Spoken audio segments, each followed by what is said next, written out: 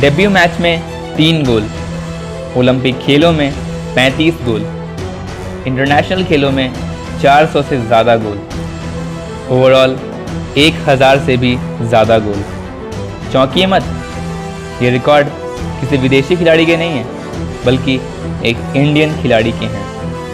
Achievement की list अभी ख़त्म नहीं हुई। 1928, 1932 और 1936 में दिलाए इंडिया को 3-3 गोल्ड। दिल थाम कर बैठिए, क्योंकि आज हम किसी रियल लाइफ के हीरो की बात नहीं करेंगे, मगर हम बात करेंगे इंडिया के स्पोर्टिंग हिस्ट्री के सबसे बड़े रियल लाइफ सुपर हीरो की कहानी। इस पार नहीं, उस पार। Subscribe to our channel Cinevic and press the bell icon so that you will never miss any update. व्यक्तित्व असाधारण और इंसान बिल्कुल साधारण। नाम मेजर ध्यानचंद। जी हाँ, अगर पहले यह नाम आपने नहीं सुना तो याद कर लें, क्योंकि यह वीडियो आपको ज़िंदगी भर यह नाम भूलने नहीं देगा। जी हाँ, हम बात कर रहे हैं हॉकी के इतिहास के सबसे महानतम खिलाड़ी ध्यानचंद की, जिनसे ऊंचा कद हॉकी के इस खेल में ना किसी का हुआ है और ना किसी का होगा। जज्बा ऐसा जिसने हिटलर को भी झुका दिया, और जुनून ऐसा कि क्रिकेट के महानतम खिलाड़ी डॉन ब्रैडमैन को भी अपने हुनर का दीवाना बना दिया। अभी भारत को आज़ादी मिली नहीं थी, पर संयोग देखिए कि दिन वो भी आज़ादी का ही था। 15 अगस्त 1936 Berlin Olympic hockey final, India versus Germany. Final तक पहुंची जर्मनी को हराना, वो भी उनके ही घर में, कोई आसान बात नहीं थी। जर्मनी का हौसला बढ़ाने खुद हिटलर वहां मौजूद था।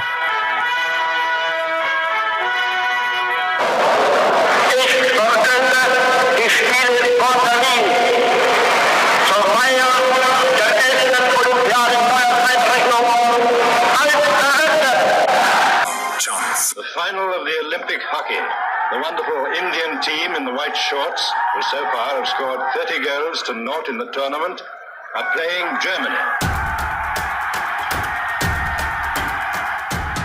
जर्मनी का हौसला बुलंद था। इस बात से ही पता चलता है कि पहले हाफ तक जर्मनी ने भारत को 1-0 पर रोक रखा था। उस भारतीय टीम को, जो कि सेमीफाइनल में फ्रांस की टीम को 10-0 से रौंद कर आई थी। फर्स्ट हाफ बेहद मुश्किल था, पर सेकेंड हाफ आसान नहीं होने वाला था। बताया जाता है कि सेकेंड हाफ में जर्मनी की हार टालने के लिए जर्मन ग्राउंड स्टाफ ने मैदान को ज़रूरत से ज़्यादा ही गीला कर दिया, ताकि औसत दर्जे के कपड़े के जूते पहने भारतीय खिलाड़ी फुर्ती ना दिखा पाए और इस बात का फ़ायदा उठाकर जर्मनी आराम से जीत जाए। पर अंग्रेज़ी में कहावत है, When the going gets tough, the tough gets going। भारतीय कप्तान ध्यानचंद को जैसे ही इस बात का अंदाज़ा हुआ, उन्होंने झटपट जूते उतार फेंके और जर्मनी के खिलाड़ियों पर टूट पड़े। एक के बाद एक गोल दागते हुए उन्होंने जर्मनी की कमड़ी तोड़ डाली। मैच के ख़त्म होने पर नतीजा था भारत 8, जर्मनी 1। भारत ने जर्मनी को रौंद दिया था। हिटलर से जर्मनी की यह हार देखी नहीं गई, वह खेल के बीच में से ही उठकर जा चुका था। लेकिन कहानी अभी बाकी थी। जब हिटलर को भारतीय खिलाड़ियों के करिश्माई खेल का पता चला, तब उसने ध्यानचंद से मिलने की इच्छा जाहिर की। बुलावा आया कि हिटलर तुमसे मिलना चाहते हैं। उस रात ध्यानचंद और साथी खिलाड़ियों को नींद नहीं आई। न जाने हार की बौखलाहट में हिटलर क्या कर बैठे, और उसके बाद जो हुआ वो इतिहास बन गया। कहते हैं हिटलर ने पहले ध्यानचंद को सर से पांव तक देखा, फिर देखे उनके फटे हाल जूते और सवाल किया, क्या करते हो? ध्यानचंद ने बताया, मैं सेना में हूं। हिटलर ने फिर सवाल किया, सेना में क्या करते हो? ध्यानचंद ने कहा, मैं लांस नायक हूं। हिटलर ने फिर से प्रस्ताव देते हुए कहा, जर्मनी आ जाओ, मैं तुम्हें फील्ड मार्शल बना दूंगा। एक पल के लिए ध्यानचंद को समझ में नहीं आया कि वो क्या बोले। फिर कुछ सोचकर उन्होंने कहा, भारत मेरी राष्ट्रभूमि है, मैं वहीं ठीक हूँ। हिटलर ने फिर सवाल किया, आज तक तुम्हारी राष्ट्रभूमि ने तुम्हें क्या दिया है? इस पर ध्यानचंद ने बड़े ही सहजता से उत्तर दिया, देश की जिम्मेदारी नहीं है मुझे आगे लेकर जाने की, यह मेरी जिम्मेदारी है कि मैं देश को आगे लेकर जाऊं। यह सुनकर हिटलर और उसके साथी अधिकारी मौन रह गए। उनके पास इस बात का कोई जवाब ही नहीं था। हिटलर ने फिर से ध्यानचंद के जूते देखे और झुंझलाते हुए कहा, जैसी तुम्हारी मर्जी। हिटलर ने शायद ही किसी को इस तरह से बुलाया था और शायद ही किसी ने उसे इस तरह का खड़ा जवाब दिया था। भारत का लाल, भारत का मुन्ना, पर जर्मन तानाशाह से भी दूना। जी हाँ, कहने को भारतीय सेना का एक आम सिपाही, पर इसके सामने जर्मनी का क्रूर तानाशाह हिटलर भी हार गया। कौन था वह करिश्माई खिलाड़ी जिसका जिगर फौलाद का बना था? वो कोई और नहीं, वो ध्यानचंद थे। वो ध्यानचंद जिनके अंतर मन में भारत की आज़ादी के सपने और रगों में जीत का जुनून दौड़ता था। जर्मनी पर मिली जीत कोई साधारण जीत नहीं थी, इसके राजनीतिक मायने थे। इस जीत के साथ अंग्रेज़ों के विरुद्ध भारत के स्वतंत्र होने के सपने को और भी ज़्यादा बल मिला था। इसके नायक बने ध्यानचंद।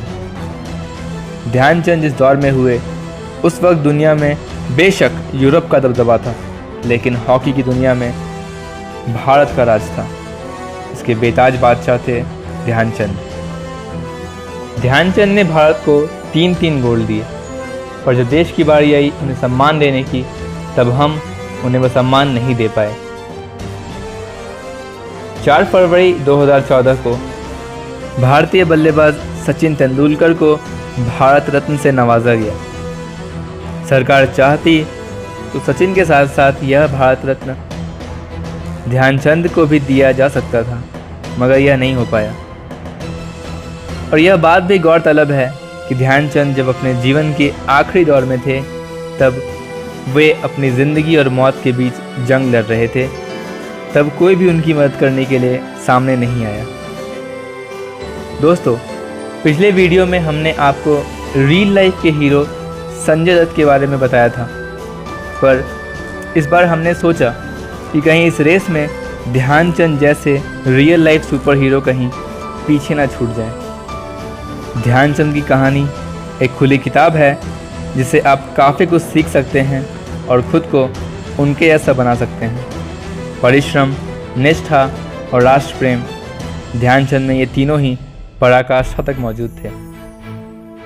दोस्तों, हम हिंदुस्तानियों की एक ही समस्या है, हम देश और देश को मान सम्मान दिलाने वाले वीर, क्रांतिकारी और महान लोगों को भूल जाते हैं। लिहाजा देश के रियल हीरोज़ की कहानी फ्लॉप हो जाती है और इन्फिनिटी वॉर जैसे रियल लाइफ सुपर हीरोज़ की कहानी हिट हो जाती है। इसका हालिया उदाहरण है परमाणु। ध्यानचंद पर यह वीडियो हमारा प्रयास है कि हमारी यूथ भी उसी दिशा में अग्रसर हो। अगर आपको यह वीडियो अच्छा लगा हो तो इसे हर देशवासी तक पहुंचाइए और लाइक्स एंड कमेंट के ज़रिए ज़रूर बताइए। दोस्तों, ये वीडियो देखते हुए आपके दिमाग में एक बात तो ज़रूर आई होगी कि कहीं ये कहानी आने वाली फिल्म गोल्ड का तो नहीं है। लेकिन ये जानने के लिए आपको हमारी अगली वीडियो का वेट करना होगा, क्योंकि हम जल्दी ही लाने वाले हैं और इस वीडियो में हम आपको गोल्ड की पूरी कहानी भी बताएंगे। तो आप हमारे चैनल को सब्सक्राइब ज़रूर करें और बेल आइकन को प्रेस करना ना भूलें, क्योंकि जैसे ही हम अपना अगला वीडियो लाएंगे आपको इसका नोटिफिकेशन तुरंत मिल जाएगा और आप हमारे अगले वीडियो को भी देख पाएंगे। तब तक के लिए बने रहें सिनेविक के साथ। धन्यवाद।